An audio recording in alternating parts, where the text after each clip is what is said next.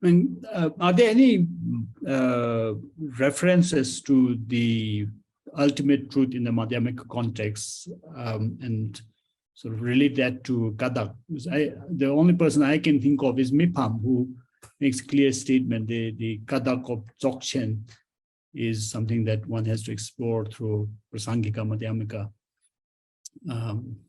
sort of reasoning. Yeah. You do, of course, in Longchenpa get comments about Prasangika, Madhyamaka, and so forth.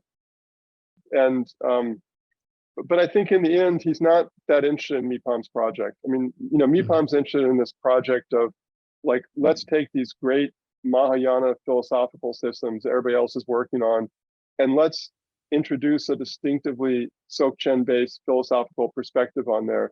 And it's a great project, but that's not Longchenpa's project. Longchenpa's project is more like, I'm going to give you this vision of all the different great Buddhist philosophical traditions and practical traditions. But in the end, what I really care about is Dzogchen. And that's what I'm going to talk about. And so for him, Prasangika Madhyamaka is left behind. It's a lower order thought system. It's one that he will say is it's great. It's the dominant, the most important way to think about emptiness in a Mahayana context. But for him, it's superseded by how Dzogchen Nyingtik thinks about those things.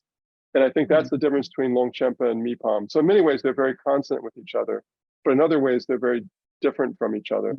So I think if I was to, imagine how Longchenpa might answer that if he was in the 21st century and was having this conversation, my thought would be that he would say that Prasangika Madhyamaka is an inadequate understanding of emptiness, but it's the best thing you have in the context of Mahayana philosophical thought.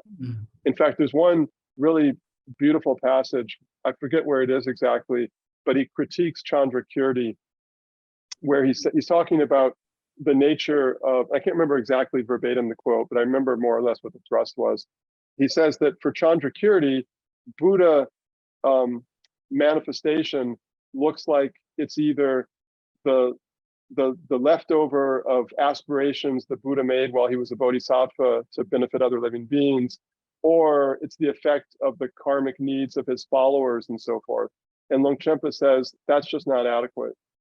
The Buddha and the Buddha nature and the Buddha him or them herself are intrinsically dynamic in character. They don't need the leftovers of their aspirations, their bodhicitta aspirations as a bodhisattva. They don't need their followers' karmic engagements and so forth in order to be expressive or manifest, because an emptiness is inherently dynamic in character. And that's where he's going to criticize the Prasangika Madhyamaka.